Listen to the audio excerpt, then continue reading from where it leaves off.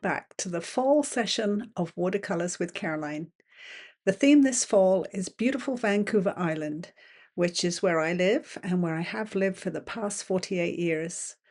I was inspired to paint some scenes taken by the photographer Connie Lacy, who gave me permission to use her beautiful photographs for all of the paintings that we're going to do this session.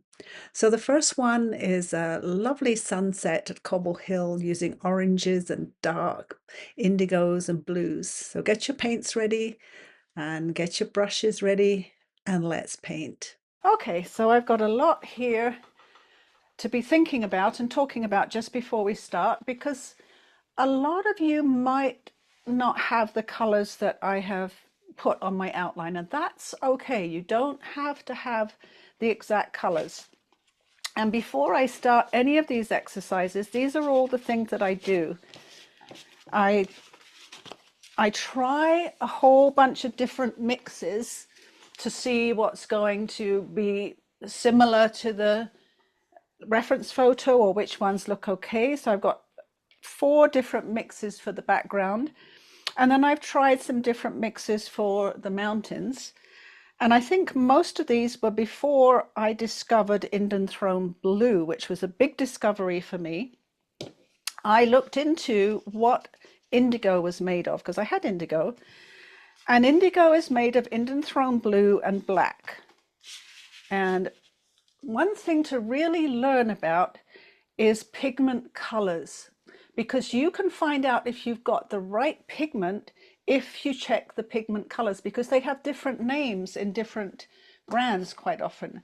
So on the tube, I'm going to zoom in as much as I can here. There we go. On the tube, it has PB, that means pigment blue, 60 for Indanthrone Blue. It will tell you some other things too, like what's in it. It's a single pigment. Now, single pigments are really good things to look for because it means there's not a mix. You're not going to get a muddy color. You're probably going to get a really clear color. So this is Daniel Smith, Indanthrone Blue. I also bought before that my favorite, which is M. Graham, and they have a slightly different name, Anthraquinone Blue, but if I check the number, if I get it the right way up, I can check again. This says PB60, Pigment Blue 60. So it's the exact same chemical formula for both of them. And that's how you know you're getting the right color. If you pick one up and it has 3 different colors on, then you know that maybe you should go with the single pigment rather than the three pigments. Now, this one is indigo. And on the back here, it says again, pigment blue 60, PB 60, and then lamp black, which is pigment black BK 6. So a lot of pigments include a black to make them darker. But it's quite nice to have it pre-mixed for you so you know it's the exact right ratio. So before we start, I just want to, you may not have these 2 colors. That doesn't matter because I've made all kinds of other mixes that you could use. We'll try a few of them. But I tell you what, Indanthrone Blue has been a big discovery for me because it is a non-granulating pigment, it's a transparent pigment, and it's a single pigment color, which is very desirable. So I'm going to grab a brush.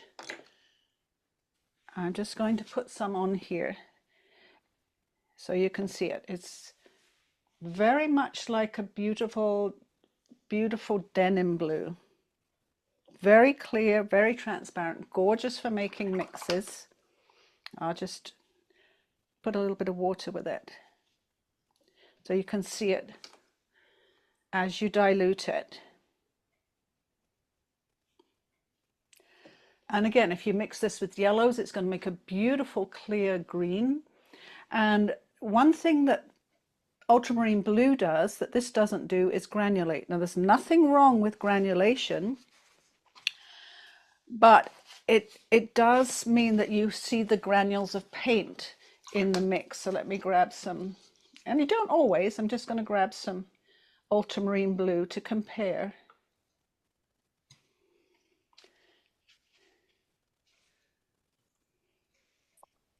Now, if you want to use a different mix today, that's absolutely fine. I'll go over a couple in a minute.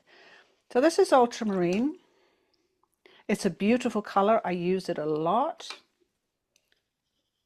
But it does do what's called granulate, which means you can often see the granules of paint in the mix. Now, because I buy M. Graham paints mostly, they're made with honey, their ultramarine blue doesn't granulate as much as Daniel Smith does, because Daniel Smith prides itself on having granulating paints. There's not a lot of difference, just the Indanthrone's a bit darker. Now I'll try the Indigo, which is the same Indanthrone Blue but with black added.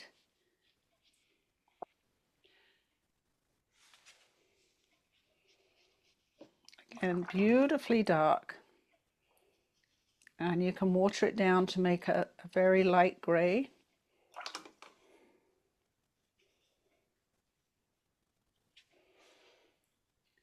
And if you want a really good dark color rather than just a flat black, this is a really good one. And then Carolyn was asking me about what orange to use. And I have transparent Pyrrole orange, pigment orange 71, again a single pigment, and it's very, very bright. Gorgeous, gorgeous one. Most other oranges are very opaque or slightly opaque, and certainly not as bright as the Pyrrole orange. So you may have a different brand that has Pyrrole written it. It might have pigment orange 72 or 73, but it will be very close. So you can definitely use one of those. If you don't have any Pyrrole orange, then you can mix a red and a yellow. I'm going to mix just my regular azo yellow with my regular cadmium red. And I'm going to put that just underneath here. And that is still going to give you a pretty nice orange. It's not quite as transparent as the Pyrrole orange, but it will be good. So if you don't have a transparent Pyrrole, then mix a nice bright yellow with a nice bright red until you get something that looks orange. And again, it doesn't matter if it's a bright or not so bright. That's up to you. I'm just going to look and see if I have a vermilion. So I've got a vermilion here. I'm going to put that beside it. And I think if I mixed a little bit of yellow, a little bit of bright yellow with that, it'll probably come very close, because vermilion is a beautiful color. That's really good. Vermilion is a lovely orange red, very warm red, so a great one to use. Okay. Yeah. And then on this side, I've got to make sure I don't make a mess here. I'm going to give some mixes if you don't have the Indanthrone Blue, which I didn't until like a few weeks ago. You know how there's so many blues, you don't feel you need to buy them all, and I haven't really looked into a lot. I have a lot of blues. So the first mix you could use is ultramarine and Payne's Grey. So let's do that one and compare it. So ultramarine and my Payne's Grey, because Payne's Grey is often has black in it too, the mixture. So here's what that looks like if I mix a bit of ultramarine with Payne's Grey. It comes very, very close to an Indanthrone, or you can put more ultramarine with it, less Payne's Grey, and that looks pretty good. We can try Prussian Blue, which is a nice dark one, with Payne's Grey. Payne's Grey is a really good mixer to have on your palette. Grab that one. So Prussian Blue is a little bit more of a greeny blue, and I think probably not quite as good with the orange, because we're going with complementaries here. And the third one is Phthalo Blue with Payne's grey. Again, Phthalo's a little bit of a greeny blue, unless you have a red shade, which might be better with Payne's grey. And that's very similar to the Prussian.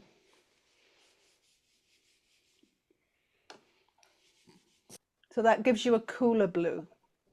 So I think if you don't have the Indanthrone and you don't have Indigo, the ultramarine and the Payne's grey is probably your best bet there. Or if you do have Indigo, you can use Indigo. So just a little bit of maybe help with your colors. And you don't have to have the ones that I have. That's perfectly fine. Okay, so I'll move all this to one side. These are all the things that I do before I do a painting. All of these little color charts, all of these little color mixes, all of these little experiments all help me before I get started. And the photograph by Connie, this is a photograph. Now her photographs look so much like a watercolor, that's why I felt I had to paint them. It's just beautiful. So I have the photograph to look at. I'll put that up there, and then I have a couple of my samples here too. And we're going to start just with the sky. What we want to do is leave all of this foreground dry so that while the sky is drying, we can work on the dry foreground and we don't have to worry about the sky. And we're going to mix up two colors first. We're going to mix up our orange, whether we just, I'm just going to put something over my painting surface so I don't get drip paint on it. So either just get your Pyrrole orange and put it in your tray ready, or mix up your orange ready to go. And the other color you're going to need is a pinky orange.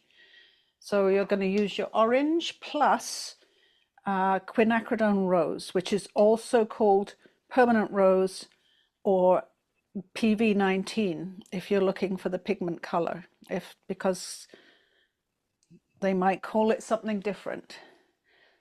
So that's your rose plus your orange for the warmer part of the sky, and this is your plain orange for the start of the sky. And I just want to test those on a little piece of paper. That's my pinky orange.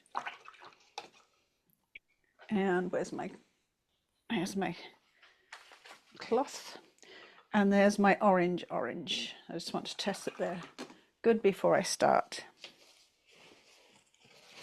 Remove that. Right, so that we get a nice blend of paint, we're going to wet a little bit of the sky first, because what we want is, as we come down here, let's zoom in a little bit, as we come down here to where the blue mountains are going to be, we don't want it to be a bright orange, because it will make the blue very, very gray, and sometimes it will show right through the blue, so it won't look as blue. What we want to do is wet just down to your horizon line, this area where the mountains are going to be, because we want our paint to be diluted down here, not so bright. Now it helps if you leave the top part dry so that you get a stronger color there. And I'm using my 3/4 inch flat brush so that I can go right across with minimal brush strokes. And I'm going to start with my transparent orange at the top of the sky. I need that fairly wet because my paper's dry there.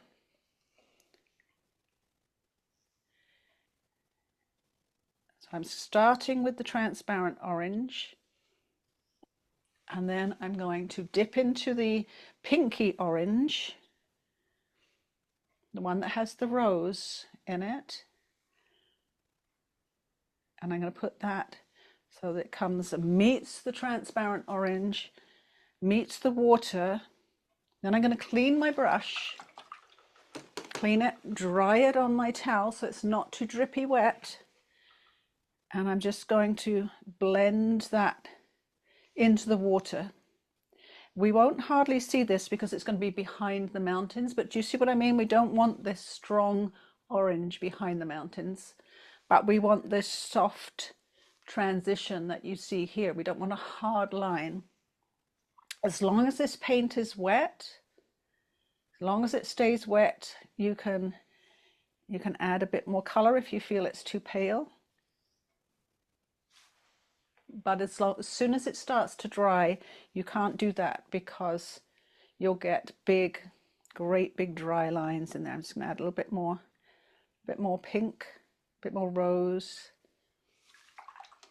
Dry my brush. Make sure that's all mixed in. And then we're going to leave that alone.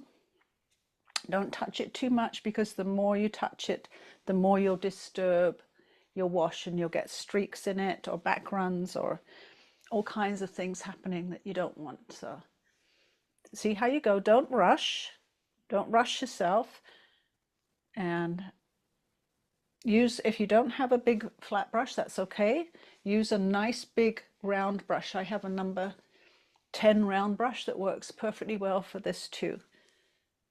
I almost always work in round brushes, but I treated myself to a flat brush. A little mark there. I just want to try and ease that in. And now I'm going to use this orange again for the foreshore here, which is probably sand. So while that sky is all soaking in, I'm going to make myself a little bit more orange and pink for doing the I'm working on dry paper down here, but I'll just wait for you to get the sky done and I'll mix a little bit more orange while you're doing that. I forgot to mention, if you find that your water from your mountains is creeping back into your sky, you can lift your board up a little bit so that it creeps downwards towards the mountains. Mine was fine, it didn't start to creep up. And quite often what I do is put just where's my roll of tape? I just put a roll of tape underneath the back so that it comes down the board rather than creeps back. But hopefully it's all been okay. And don't forget, we're going to put these dark mountains over the top anyway. So all we want is a nice soft line behind the mountains so that you don't see a hard line where the two meet or a white line where they don't quite meet. What we'll work on now is the foreground here on dry paper. And I grab this one. Behind this dark paint is orange, so I have put orange back here first before I put the dark paint on. It has to be dry. I've left a light strip along here that I've done with light blue later when everything's dry. Put a little bit of orange in here, and then orange in the front. You need to leave a lot of this white for putting the blue on later, not right now when the orange is dry. Now if orange and blue mix, they're complementaries. These two are the perfect complementaries. If they mix wet, they will form grey. They'll make a grey. It's okay if you want a grey, but if you let them dry before you put the other color on, then you'll make it nice and blue and nice and orange.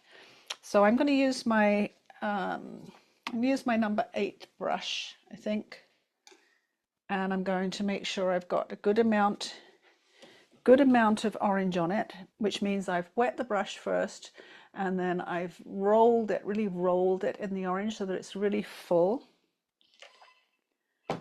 And that way I'm going to have quite a bit of paint on there. And because I don't want to smudge my paint, I'm going to start back here. And I'm going to put that orange on that's going to go underneath the dark blue later. Now I'm going horizontal strokes, and I rest. See where the heel of my hand is. I can't even find it under the camera. I rest the heel of my hand on my board. So I'm doing a back and forth motion with the heel of my hand resting to keep it steady. And I'm just going horizontally back and forth. Sometimes I might be able to leave some little white patches doing that, and that's okay. There are some white reflections on the side, so I want to make those by this back and forth motion, just skipping where the white might be. There's definitely some white coming up under the island here, so make sure I get that in. Have to be a little bit careful. A little bit here. I'm going to put a little bit more water with my orange.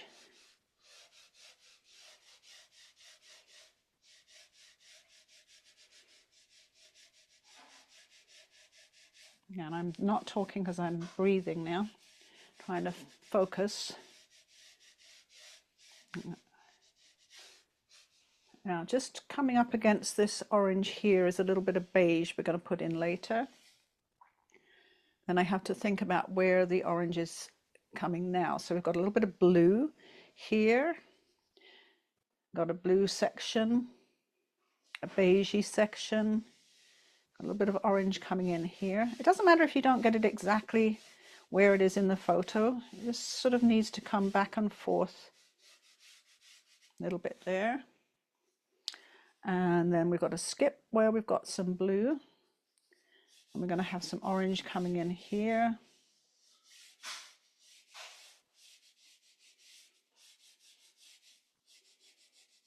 And if you sort of just lift your brush as you come to the end of your stroke so that just the point of the brush is touching the paper, you'll get a nice thin line. And now I want to do the foreground. I'm going to add just a little bit more water to the brush. And because I'm right-handed, I'm going to come in from the left first. Again, horizontal strokes all the time. And there's some little, just the point of my brush now, just the point of my brush going in there to show these sort of waves in the water. And again, if you can't get it exactly like the photo, that doesn't matter. It's more important that you get this kind of back and forth wave motion. And when you have a bigger area, like now I'm going to do a big area, you can use what's called the belly of your brush, more of the brush to get more paint out quickly, not so much just the point.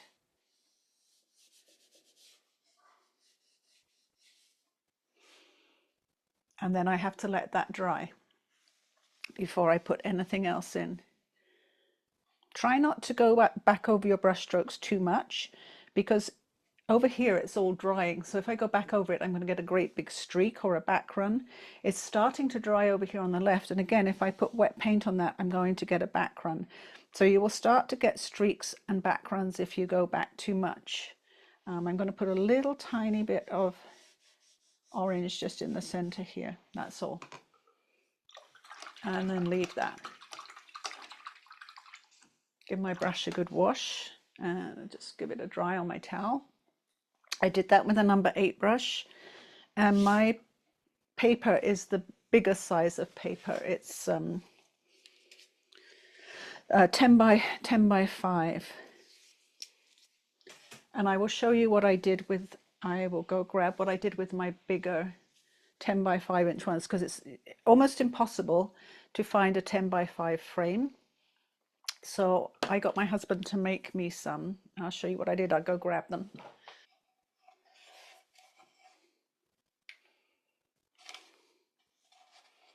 So here is what I got my husband to make me. Several. He made me lots of them because he's very good. He made me what's called a cradled board. That's a nice smooth board, and it's birch wood with a frame behind it where I can put the wire. And then the front is a nice flat white birchwood, which I then cover with 2 coats of gesso. I paint the sides with black acrylic, and I glue the watercolor to the front with a very good acid-free glue, weigh it down. And then this has wax on it. So I've put a really good coat of wax on, and I'm going to put water on here. And you can probably see that the water just beads up. It does not absorb into the paint or disturb the paint in any way. I can just wipe the water off and it's completely protected. The wax is also UV protectant for the painting. So if it gets anything splashed on it or water, it's absolutely fine. And I do the sides with the wax too, so that water can't creep in from the side. And then they're just ready to hang. They're lovely and light, and you don't have to have glass or frames. But if you're doing a painting, you either have to, if you want to frame it, you have to think about your frame first. If you've got someone that can make them, that's great. If not, buy your frame or your cradled board first.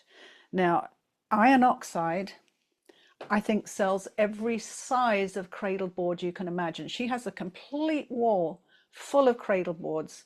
So if you particularly wanted to do this, you know, I would suggest going down there and buying your cradle board first if you don't have anyone that can make you one, before you decide on the size of your painting. I try to go frame first and then painting. That's why most of the drawings are 5x7, 6x8, 8x10. They're all fairly standard frame sizes, but this is not. I wanted to go with the proportions of her photo, and cell phones now have these, you know, longer photos that they take. So it's just a kind of heads up, because we're going to do two or three that might be this length. The third one we're going to do, you can choose whether you do it this length or smaller. Now what I'm going to do is I will turn my microphone off for a second, and I'm going to use my hairdryer just on the sky to make sure that the sky is perfectly dry before we go and do the mountains. So give me 1 minute to do that. It won't take very long.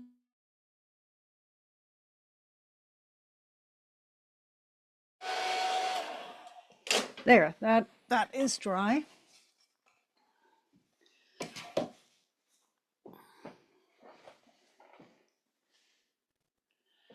And ready to do the mountains. Now, if yours is slightly damp, use a hairdryer if you have one to dry it off, or just wait a little while and make sure if you touch it with your finger, it feels dry before you go in and do the mountains. Otherwise, they're just going to melt into your sky. You won't have a nice hard edge for the mountains.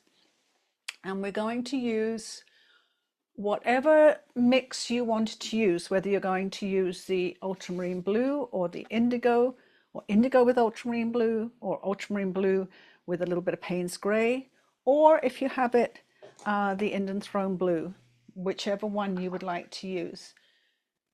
I've got several mixes here. I think I'm going to go with the Indanthrone because I've been really impressed with the color. I might mix a little bit of indigo with it to darken it up just a little bit, because it's her, if you look at her photograph, I didn't go quite as dark as her photograph because I wanted to go darker here, but it is pretty dark. I wanted to go a little bit more blue, see a little bit more watercolor with it. So and that's what you can do. You can take artistic license and play with the colors. So I've got my Indanthrone Blue with a little bit of indigo, nice mix mixed up, and I want this to again start dark at the top and get lighter. And I'm not going to use water this time. I'm going to use a watered down version of my blue. So And you can use a watered down version of, this is my ultramarine and Payne's grey. I'm not going to waste it, and I got a bit of indigo here. I'm not going to waste it. I'm going to water it down.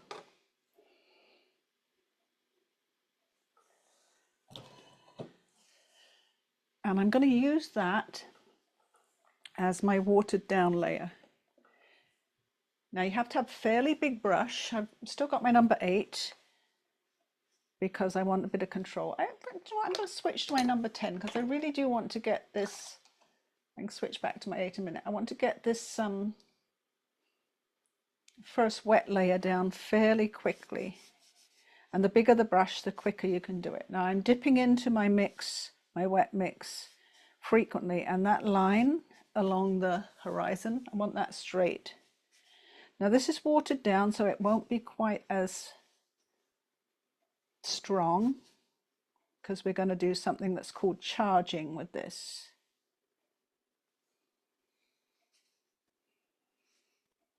Now I'm not outlining the mountains first. I'm going along all in one. I'm doing the tops with the point of my brush,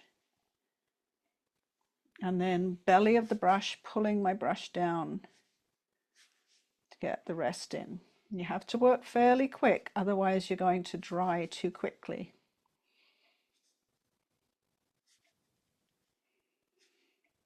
Point of the brush to get the tops of the mountains, belly of the brush to get the rest in.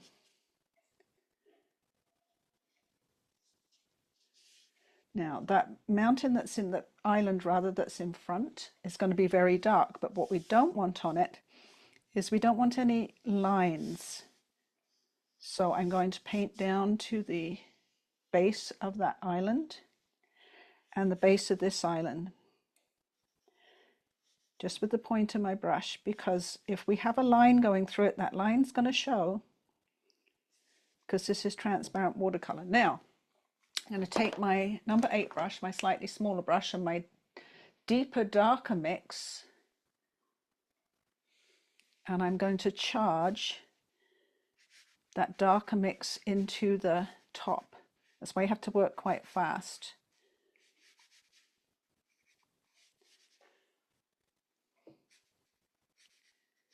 If you don't work fast, it won't blend in. And I'm going to lift it up a little bit. I'm going to put my little bit of tape under there so it's the paint comes down towards me and doesn't run backwards.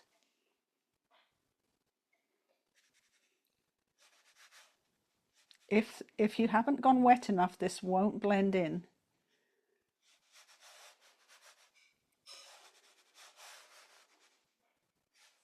So what I want to happen is I want the top to be dark and the bottom to be a little bit lighter. Now here it started to dry, so I'm going to use a slightly wet brush to just smooth that in. I'm going to do another layer of mountains so it won't show too much.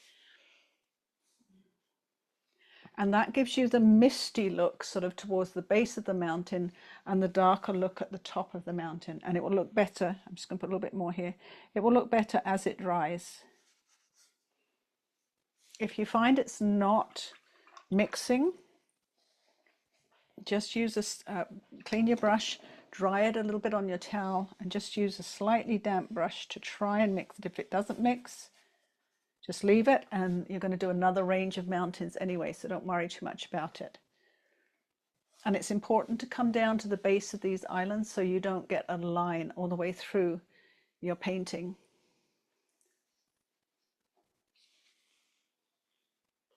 And while that mountain is drying, we can work on the foreground a little bit too. As long as your foreground is dry, mine is, we can do a bit of work there as well while the mountains are drying. But I'll wait for you to catch up. I won't rush ahead.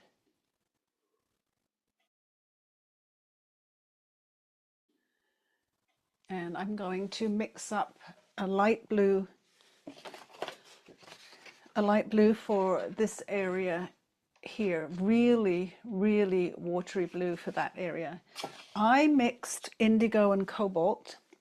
The reason I didn't use cobalt by itself was it's quite a blue, and I wanted to have it sort of match all the other colors all the other blues, but you need a lot of water to make it light. I'm just getting a place on my palette here. I have to be careful when I cover this up for mixing because it's still wet and I don't want to smudge the wet paint. So I'm just going to take a chance, bring my palette over, and start with a little bit of cobalt. That's I've just made a new palette. So this is my cobalt. And then a little bit of indigo just to match it a little bit to the other colors. Not a lot, a little bit more cobalt. And then water to really, really lighten it up. Really lighten it up. I'm getting quite a lot of water there. Has to be very, very light. I'm going to test it. And I'm going to use my, well, it's size brush 4. Number 4 brush. I might even need a 2 for the smaller bits. But let's load up my number 4 brush and test my color.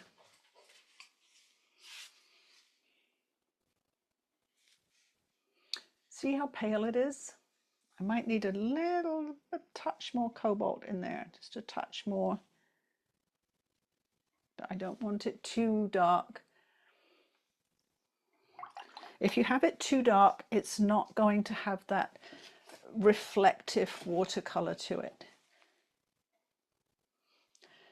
So I have my number 4 brush, a much smaller brush. I'm going to start with some in here. Again, that horizontal side to side motion. And if you start with your blue and it's too dark, grab some water on your brush and dilute it immediately. Like, don't wait, just grab some water and dilute it. And take that across there. I'm going to add a little bit of beige in here too, so I'm leaving a bit of space. There's blue from the other side. If you find your number 4 brush is a bit too small, switch to a 6. I don't want the brush too big because I will go over the orange and I don't want to do that.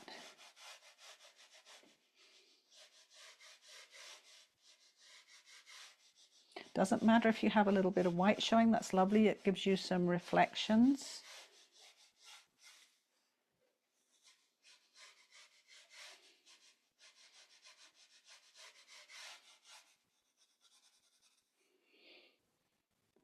I'm just stopping to have a think. Put a little bit in here.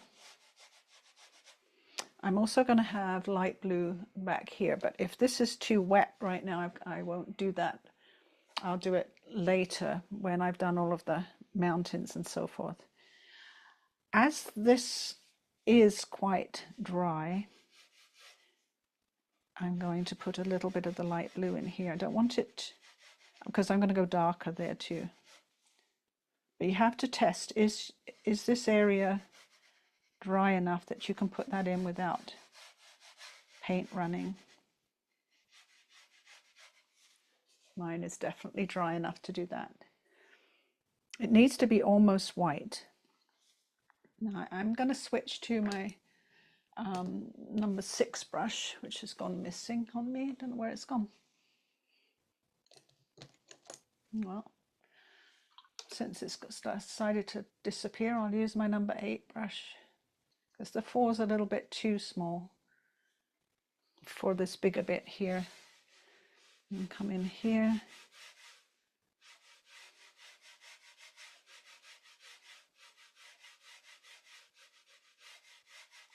These are very short, sharp, quick strokes, always ending with the brush lifted so you're just using the point. That's why you need a watercolor brush that has a lovely point on it to help you get these lovely strokes.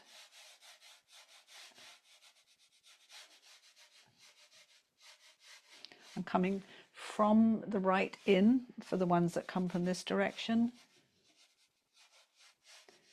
and from the left in for the ones that come from the other direction. if I go over the edge a little bit here with my blue, I'm going to get a dark grey on the orange.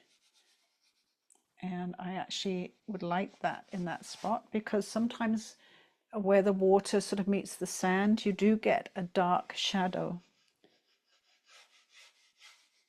And there are some dark lines in her photographs. I'm just putting those in. So that's my light blue. It's very, very light. And what I want to do is, because we're going to do another layer of mountains here, I'm just going to run my hairdryer over the light blue that's close to the mountains, just so that it's perfectly, perfectly dry, and I can get that horizon nice and sharp and dry. So what I do when I do the hairdryer is turn the microphone off so you don't get blasted with sound.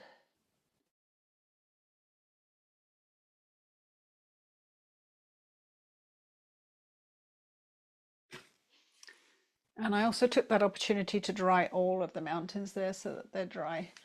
I've got splashes of indigo on here.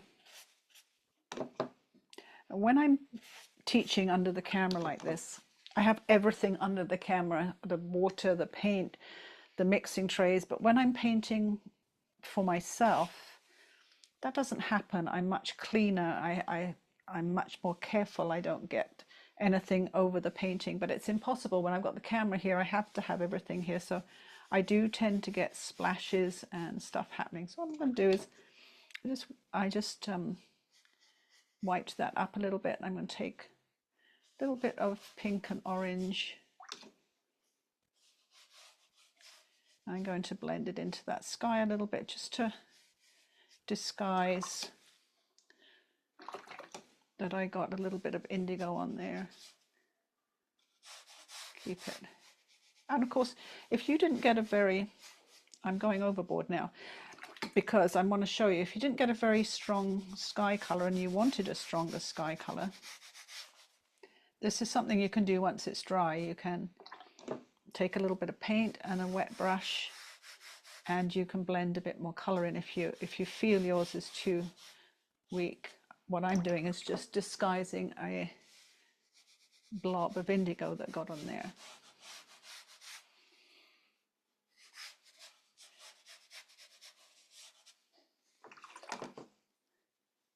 There.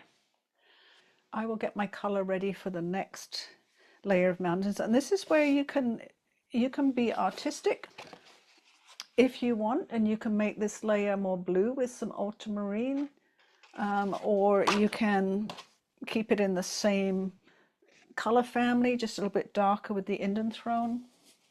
This is her photo, and you can see her photo is pretty much the same color, just kind of like watered down, like we've watered down here. So it's totally up to you what look you're going for. With this one that I did in class on Wednesday, got some blobs here. I just went with the Indanthrone Blue, just pretty much as it comes, mostly because it's very difficult for people to do a fade with the paint, and we had some beginners in the class, so I didn't want to go too technical. I will try and do a bit of a fade with this one, and you can do either straight paint or get a little bit technical if you want to. I think I'm just going to go straight with Indanthrone, and I'll mix them up, make a bit of a space here. Now fading is quite tricky to do.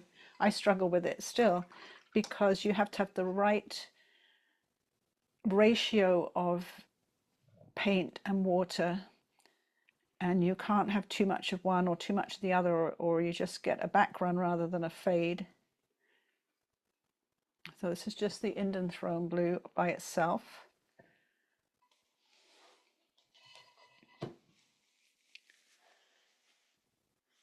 A little bit more water with it. And I usually go with 2 brushes for doing something like this. I go for one brush that's just going to have water on it. The fade may not work, I may mess it up, so that happens sometimes. It's something to practice, and if you prefer it not to get messed up, just go with straight paint, don't do the fade. I've got one brush for water and one brush with paint.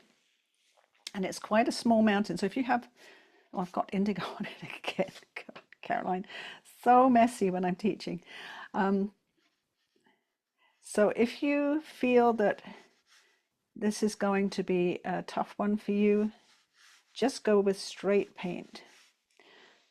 Now to fade, I've got the paint on and I've got a wet brush that's just got water on it. Very little water, by the way. And before that paint dries, I'm just coming down to that line. I can't go too far across because if I do, my paint will be too dry to fade it down. And I have my tape lifting my board up slightly because otherwise my water will run backwards and I will get a back run rather than a fade. And again, I've got to make sure I don't get a line right through that little island. So a little bit at a time.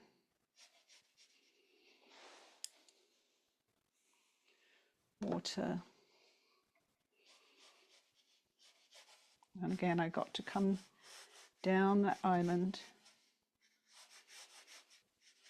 so I don't get streaks.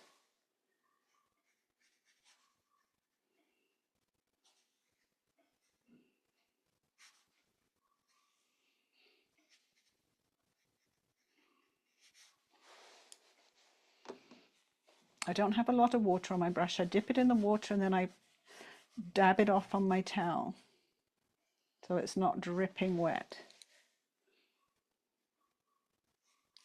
It's kind of like doing the charge that we did with the first mountain, but you're pulling it down with water rather than putting wet paint on first. Just two different methods. It's very difficult to do. So if you just want to put straightforward paint on, then do that.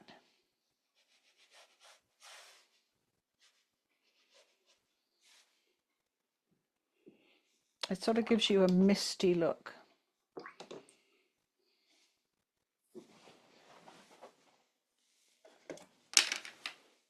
Grabbing a bit of clean water.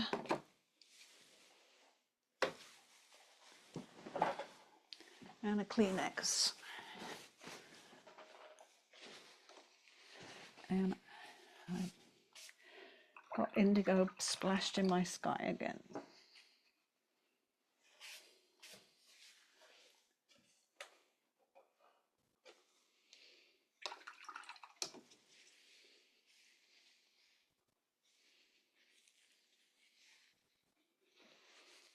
And I'm not going to dry it with the hairdryer too quickly, because if you do, then you prevent the paint sort of blending into the water. And you can see that there's that kind of misty look to her photograph too.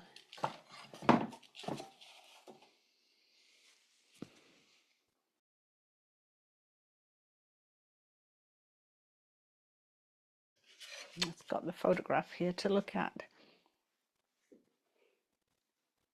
Because after you've done that second range of mountains, we're going to put this little bit of sort of sandy color just in here. It's sort of interesting to add it because we've got mostly just the blue and the dark blue and the orange, so we don't have much in the way of any different colors. So that little bit of sort of sandy color in here, and my orange is kind of like that color, just gives a little bit of something different in there, which is interesting rather than just the blue and orange. So for this sort of sandy color, you can use either raw sienna, or you can use yellow ochre or raw sienna light, one of those earth colors. And I'll do a few samples. Let's put my samples up there. Grab a piece of paper, this will do, and I'll just show you what the different ones look like if they're diluted. So first of all, I will do yellow ochre. Now yellow ochre is a bit more opaque, and I dilute it quite well so that it's quite light and not so opaque. I'm going to do it a little darker so you can see it darker. If you put a lot of water with it, then it's not quite so opaque. So this is darker yellow ochre with more pigment. A little bit too dark for what we want, so you need to dilute it like I have up here. With, you put more water with it, it'll be nice and transparent. So I'll also do a raw sienna.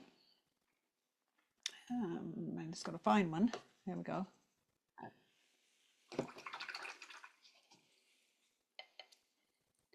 This one that I'm going to do is raw sienna light, which I really like because it gives you a lovely, very light sandy color. And that's with a lot of water with it, and then I'll do it with less water. So here it is. It's not quite as opaque as yellow ochre, but you can see how similar the raw sienna light is to the yellow ochre. Very, very similar. And then I have a slightly darker raw sienna. They're all made from earth pigments, and they just bake them a little more to get a darker color.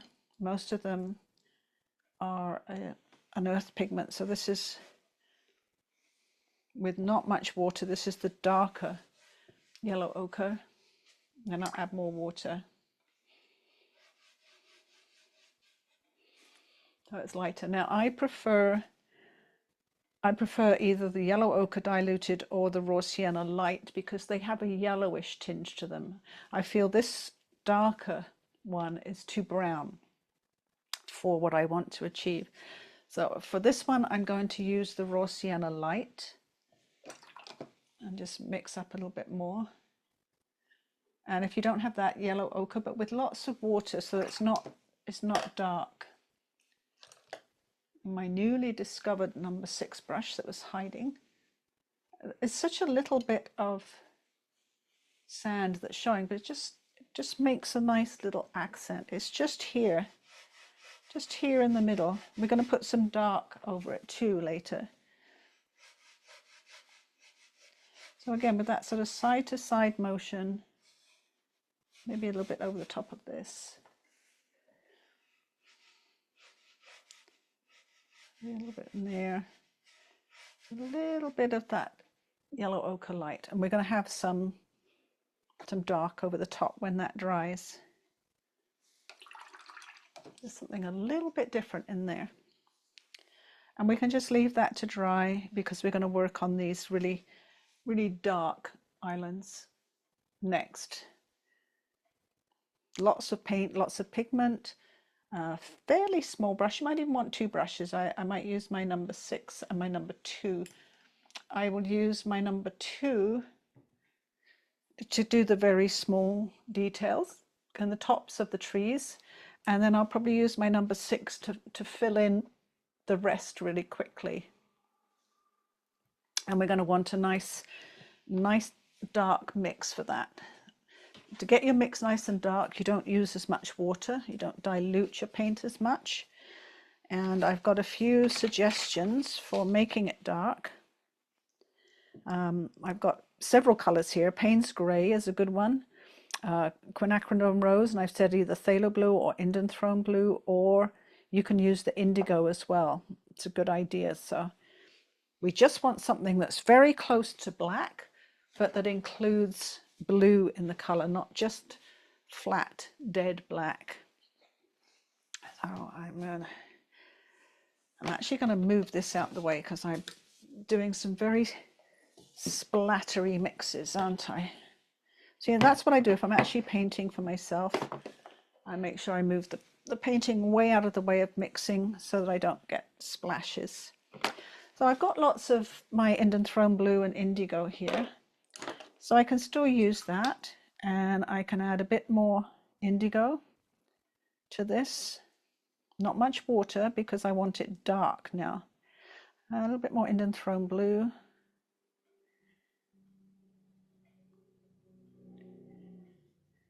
And a bit of Payne's Grey.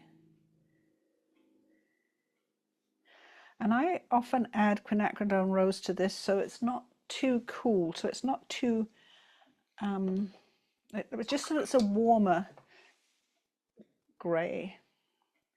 A little Quinacridone Rose. My Quinacridone Rose is very, very strong, so be a bit careful how much I add. Well, that should be a good amount. It kind of just purples it up and warms it up just a little bit, get a little bit more indigo. See, I'm not adding water to this, and that way I can get it nice and dark. If I add water, it will go lighter. So I want enough paint that I can do both those islands and the reflections. So there's indigo in the middle here. This is Indanthrone Blue, and this is Payne's Grey. And I'm going to grab a little bit more. I'm going to put my Quinacridone Rose here. Don't mix the whole lot in and then find you got too much, and then you have to start all over. Put it on the side and drag a bit in and see how you do. And that's a good amount, so I can drag it in.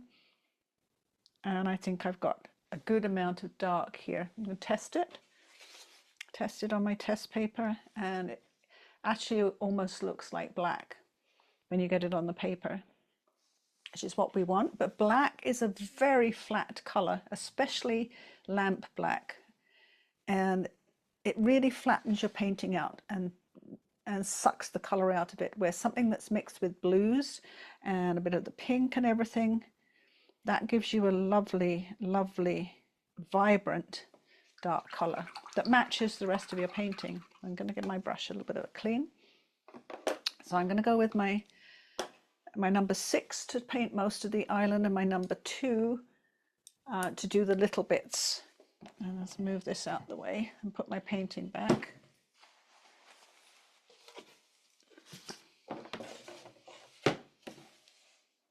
Get it in under the camera there. There we go. Right, so my number 2 is where I'm going to start, or you might have a number 1 brush or even a 0. Just needs to be fairly little, and it needs to have a good point. So this little island starts with some little, I think maybe trees or something here. I'm going to put those in with my little brush first. And then the tops of the trees, you can see them on this little island, like little pointy tops to the trees. So I'm going to put those in, but be careful, don't put them all in and then have them dry before. I'm going to grab some paint on my number 6 brush. You want to be able to get down to the base of this island before the top's dry, otherwise you're going to get 2 lines there. I'll do a little bit like that. Grab my number 2 brush again, go in with the little tops to the trees. Again, it doesn't matter if they're exactly like the reference photo, just poke the tops of the trees up with the point of the brush. And it's quite blunt at the end here, this island. And I'm interested, those of you that live down closer to Cobble Hill, if you recognize this view. I don't live down there, so I don't recognize it. But it's one that this lady, Connie Lacy, photographs frequently, so it must be very close to her home. I've used a few of her photos this time because I've got her permission, and she's very lovely about it. I've done that little island. You can work slowly with this. It's on dry paper. Go really slowly, take your time. This one, the rocks kind of come out a little bit here, and then I think there's either silhouetted a little lighthouse thing or a tree. I don't know which, but the trees come up slowly, quite small here, which happens because when they're close to the water, close to the edge of an island, they get blown over by the wind. They don't get as much nutrient, and they don't grow as tall. But then as they get denser, they get thicker. So little bit of the tops of the trees. Then my bigger brush, you can use a 4 or a 6, and fill in. Make sure you rest your hand. My hand is rested firmly on my board, and I'm pulling that brush along the edge to get a lovely straight edge to the base of that island. It has to be straight. Water comes up to land in a completely horizontal line, so you've got to have that line really straight, especially on a small painting. And see, I've got a little bit, I've got to fill that in. Soon as paint dries, you're going to get streaks. Fill that in. I'm dipping my brush in my paint frequently. The smaller the brush, the less paint it holds. So you have to dip it in more often. I'm going about an inch before I dip my bigger brush in and paint the middle.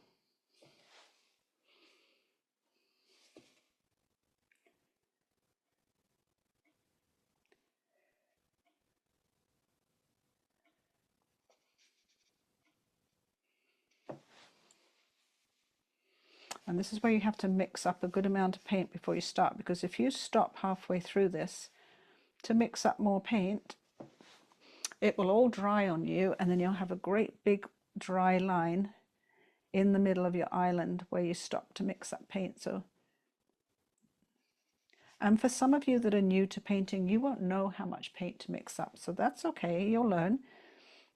And if you have to stop and mix up some, be as quick as you can so that you don't get a really dry line in the middle. And make sure you come right up to your tape so that you don't have a little white border right next to your tape. Don't push under your tape though, because the paint will go under. You just have to be just to the top and just over the top lightly, and you're good. So I'm going to wash my brushes. I'm still going to use that color to do the reflections, but we'll take a little break before we go to that and let you catch up. Yeah, those paint brushes are clean.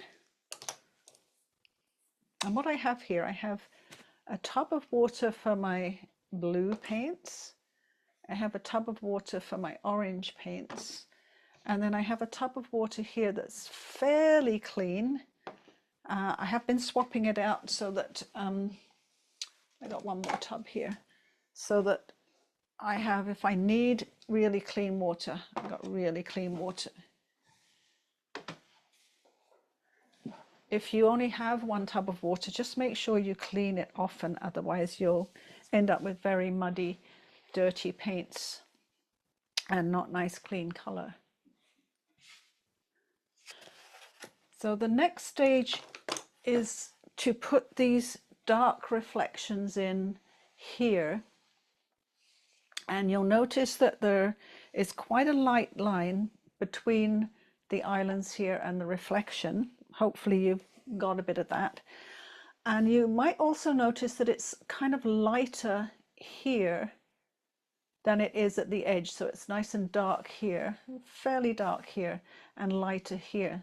Now the way that we can make it lighter in the middle here is by wetting that before we put the paint on.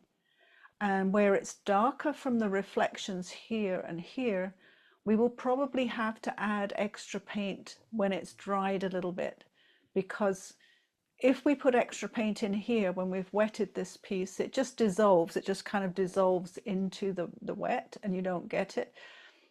And if you want to keep it like soft, like this reflection, you have to wait for this to sort of just almost dry. Or sometimes you have to wait for it to dry completely and then put it in and just wet the edges. It's one of those things you sort of just have to make a judgment call. So that's kind of where it's nice to have some clean water now, because if you wet this area with some dirty paint water, you're just going to get a blue dirty mess here. So I'm going to take my really clean water. I've got my number 10 brush actually. I had to look and see. And right in here, and what I don't want to wet, I do not want to wet the light strip, because if I do, all of my blue paint is going to go up into that light strip. So if I wet, it has to be just up to that light strip, not beyond. And I'm looking at the photograph to see where the lightest areas are. They're kind of in here. Take it along a little bit. And then I'm going to switch to my number 6 brush so I have more control, and I'm going to grab that dark. Now, if you don't have any dark paint left, you're going to have to mix a bit more. So this reflection can be dark coming in from this side.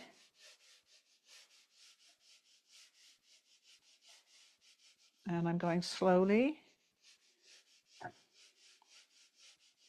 And it's going to get lighter as it comes towards that water, but remember that light strip. Now, I'm going to get a little bit of water on my brush, my other brush. I'm going to take it underneath that dark strip I've got there and just blend it in a little bit with some water. Maybe add a little bit more paint so it's not quite so intense. And then get a little stronger here. Now sometimes I'm leaving some orange showing, and that's intentional. It's just showing through where the wet is. Again, go slowly. This is not something you need to rush at. Whenever you wet something, it gives you more time to work. You've got way more time to add paint. So remember that horizontal side to side. Practice it. Practice having the heel of your hand on your board and going side to side with your brush, but not putting your brush down. And you barely touch your brush to your paper. You go side to side and barely touch it. That way you can sometimes skip where you want to leave orange or white.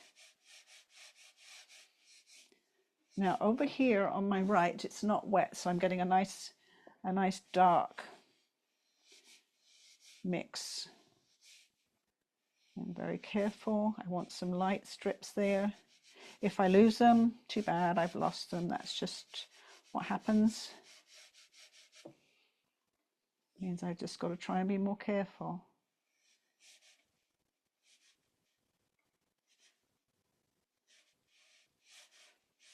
The other thing that Betty Edwards says in her Drawing on the Right Side of the Brain is that you cannot talk when you are working, because talking takes you right back to the left-hand side of the brain and language and speech and disrupts your concentration, which is why it's so much harder for me to paint well when I'm actually talking. I would never have if I was trying to do a good painting, I would never talk to anybody, or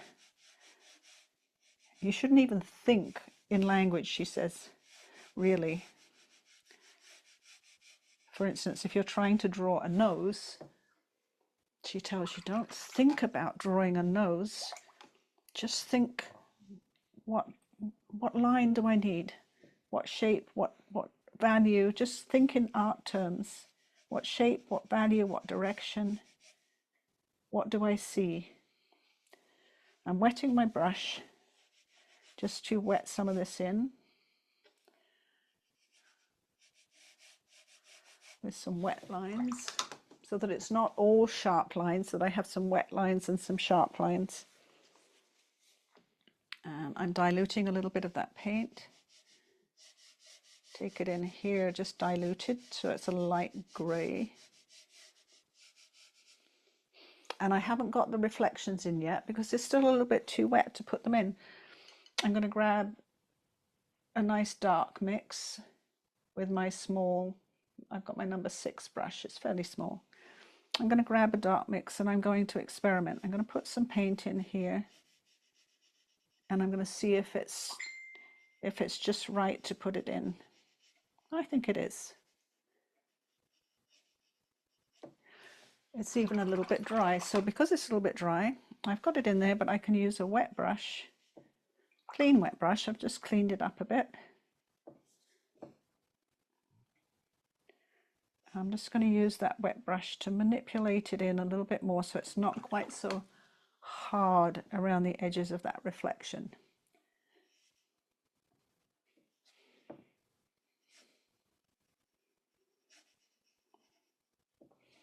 And once I've wetted the edge, I can always add a little bit more paint, because you don't want your reflection to be too hard, especially with all of this other soft area. And then I need to do the other side. I'm going to grab my reference photo just to look at it. Sort of, it's quite light here and then it gets a bit darker. So I'm going to go, and remember it's quite thin here.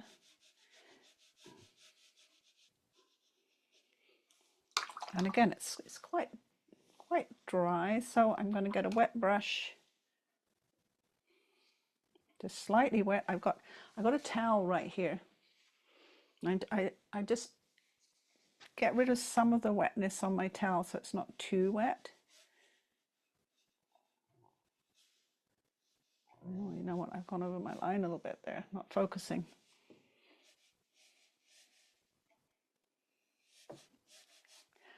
And while I'm doing that reflection, I want to darken this up a bit more.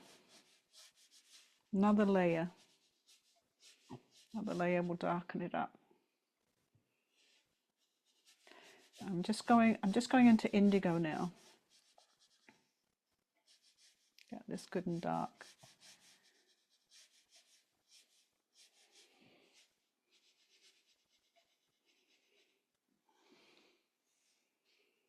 And you'll see where I've wetted a little bit, it's not quite as dark.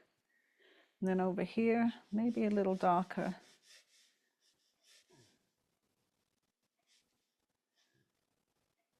Just here.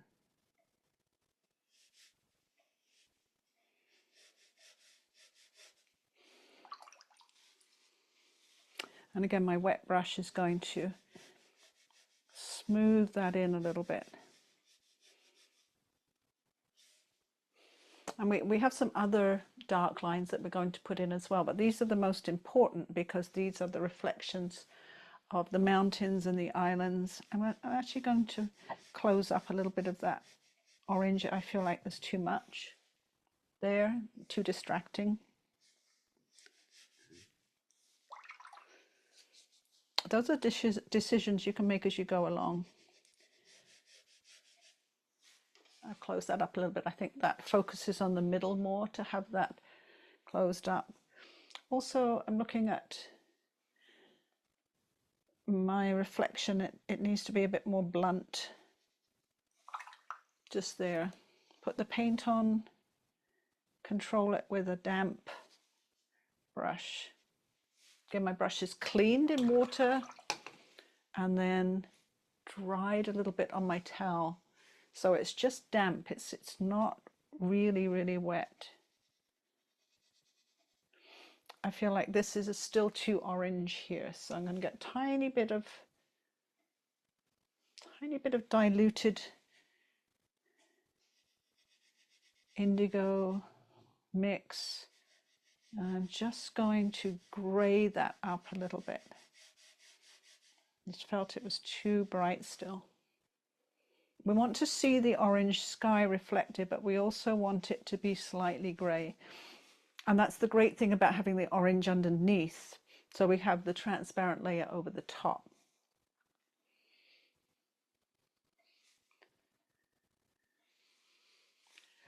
And then I'm also making a decision if I got a little bit too much orange showing here. Probably have. So I think I'm going to cover that up a little bit. It's better to leave it to start with and then cover it up later rather than cover it up and then you can't get it back.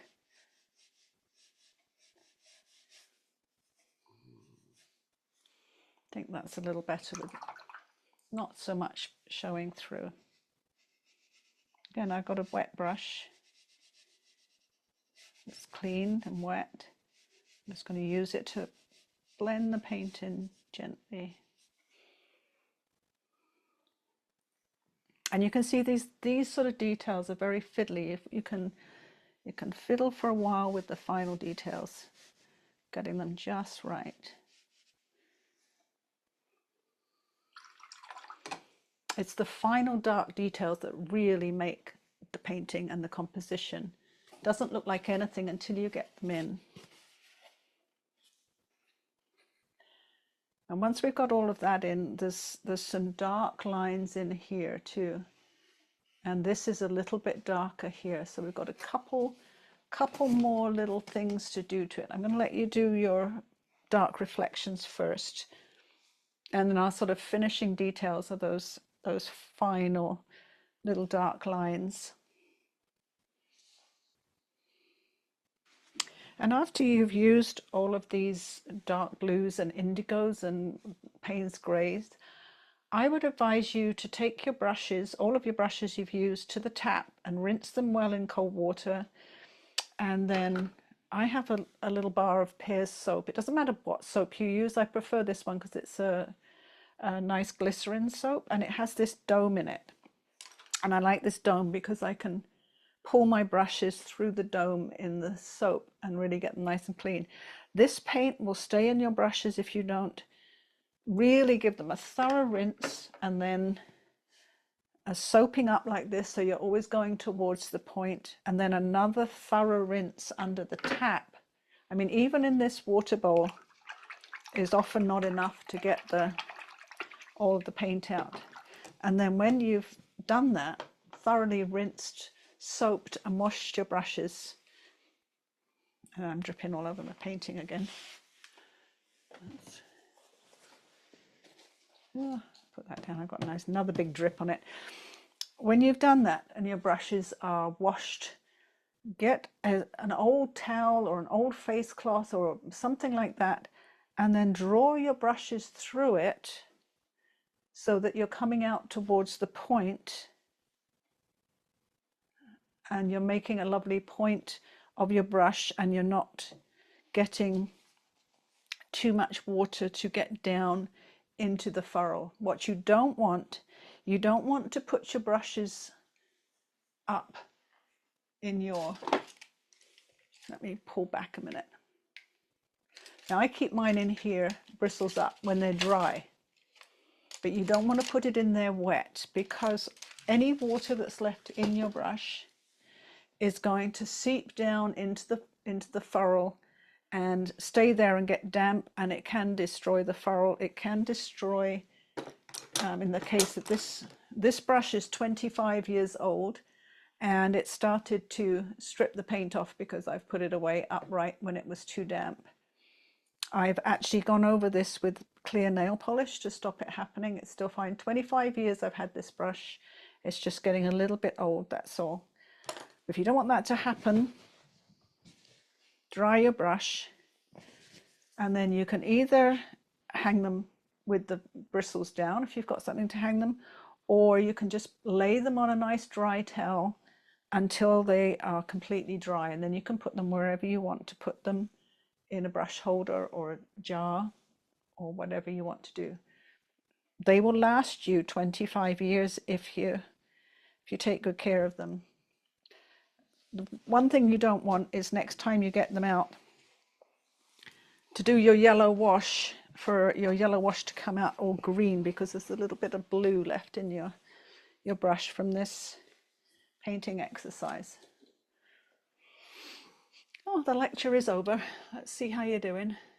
Right, let's I'll zoom in on painting again, and we've just got those little details to do. These little tiny lines in between here, and a little bit of dark here. So I've got I've got all this dark mix here, and let's protect my painting. I want this mix to be a little bit more brown for those lines, especially for that little bit of shading on the sand there. So I've got the indigo, and I can add anything to that browns it up a little bit. I have a sepia that will brown it up a little bit and keep it dark. A little bit of indigo, a little bit of sepia, that will just make it a little bit browner. I could also add a little bit of the transparent orange to it, because that will also, it's very strong though, Pyrrole orange, a little bit of the blue. That will brown it up a little bit too. I'm going to go with a bit of both. Or another one you can add is burnt sienna. That's an orangey brown. Or Quinacridone burnt orange. They're all transparent orange. See how it gets oranger and oranger, and then I can go back with the indigo and just take it down to dark. But a dark that's a little bit more brown, a little bit warmer. And I need a very small brush, so I have a 0 and I have a liner brush as well. I'm going to try each one, see which one I prefer. Let's start. The liner brush I have is a 2/0. It's very thin. You roll it, just roll it in that dark mix, and think about where I want that line. It's just above it's kind of a wiggly line just above the light blue. Now the thing with the liner brush is you can put it down and pull it towards you or away from you, either one, and you can get quite a nice controlled line. It's kind of like a zigzaggy line. I'm just going to break it in the middle. It doesn't have to go exactly where the photo goes. Her line in her photos a little bit zigzaggy in the middle. A couple of like zigzags here. That might be, she might have done some photo editing, I'm not sure. Should have asked, I guess.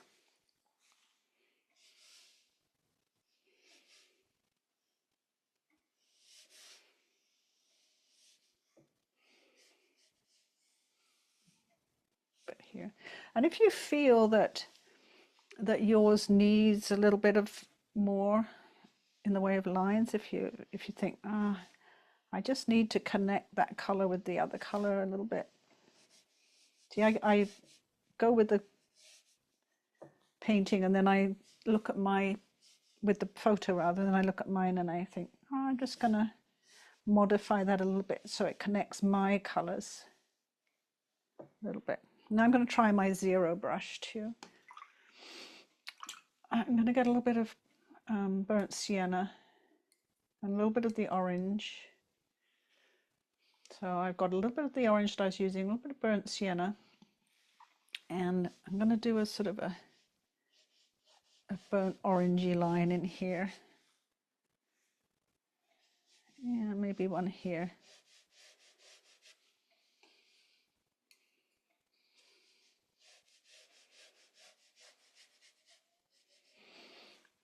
And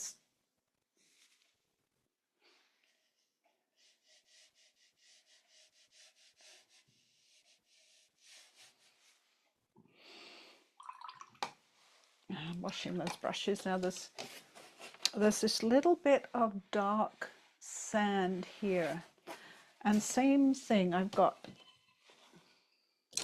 where's my other brush, my number 4.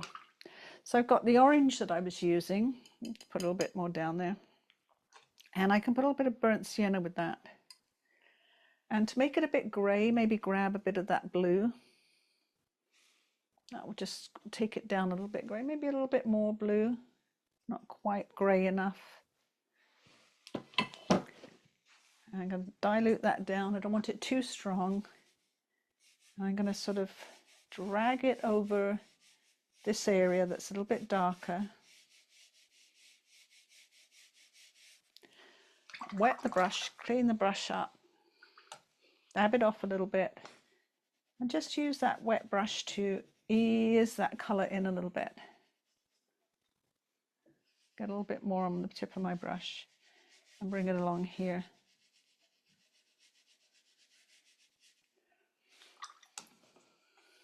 I don't want it too much darker. It's not too much darker.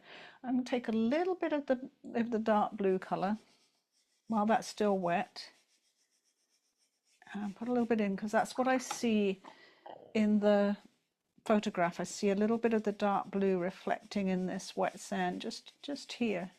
And I'm going with a kind of a dry brush now. My brush is fairly dry and I'm using the texture of the paper to just get a bit of, and also just here too. I want my brush almost dry so it skips. I'm having trouble getting it just the right dryness. I want it to sort of skip over the paper.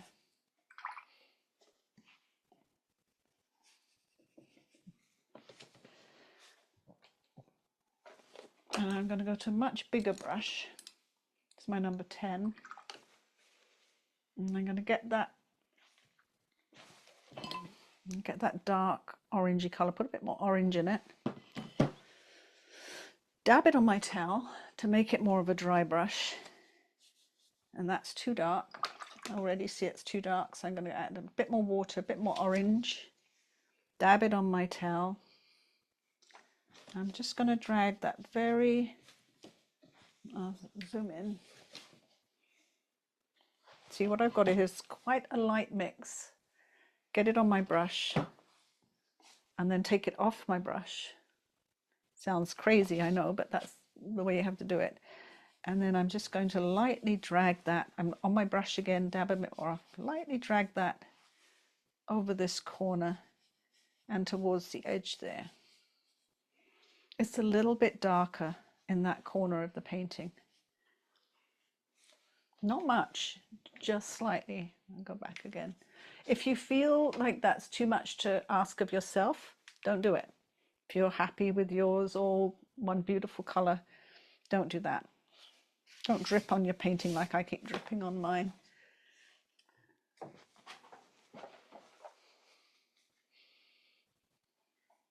And I'm taking just a little bit of orange and I'm just going back and forth here too. Just a little bit of filling in there. Actually, I think I want a little bit of dark in there. A little bit of blue, indigo. Sort of too much of a light bubble there. And fill that in.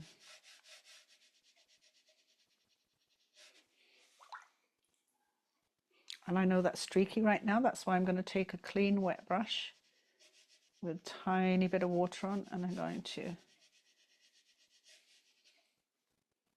just ease that in with a damp brush.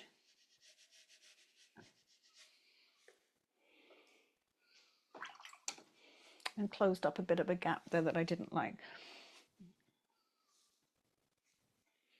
I feel that this gap's maybe a bit too big too. Maybe close that up a little bit.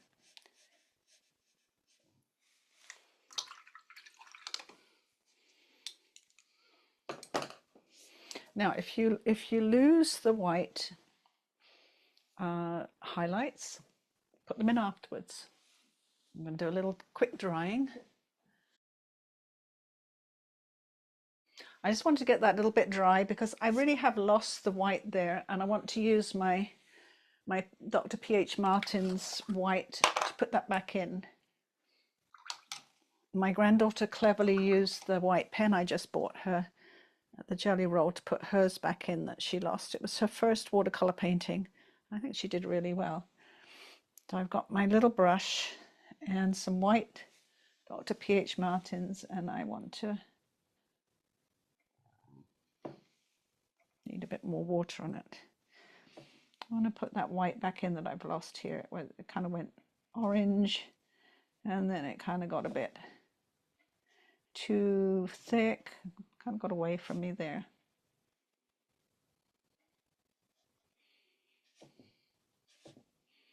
This Dr. P.H. Martin's white is your absolute friend. Really helpful.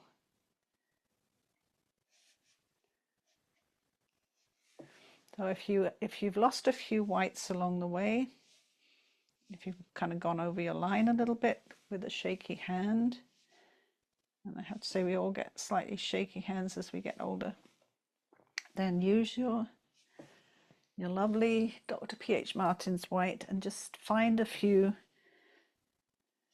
you know, even in the shore here where it's really difficult to keep all the whites, you can add a few more in. It's scary because in iron oxide right now, I think this bottle is $20. It was $16.95 when I bought it years ago, but it will last you for years. It's well worth the $20 that it costs. You can buy white gouache and it won't be as white. You won't get that lovely strong white. I'm fiddling now with mine just to kind of show you can get some of the whites back next to the shore and then the waves. And anywhere that you feel you need them. Maybe a little bit here. The whites are so lovely against the dark too. Let's give you there, and I'm going to call that done.